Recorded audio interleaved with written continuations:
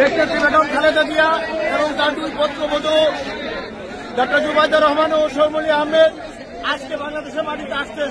আপনারা সবাই জানেন দেশনেত্রী বেগম খালেদা জিয়া অসুস্থ ছিলেন, তিনি দীর্ঘদিন চিকিৎসা শেষে সুস্থ হয়ে বাংলাদেশের মাটিতে ফিরছেন।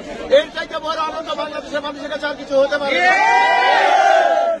এক পশলা বৃষ্টির জন্য যেমন চাতক তাকিয়ে থাকে, সারা বাংলাদেশের মানুষ দেশনেত্রী বেগম খালেদা জিয়ার জন্য তাকিয়েছিল।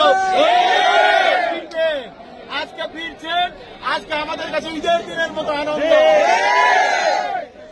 এই আনন্দকে আমরা বিজয় পরিণত করতে চাই।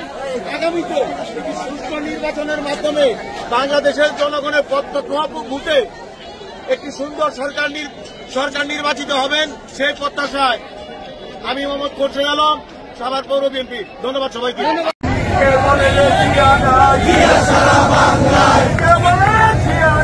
জিয়া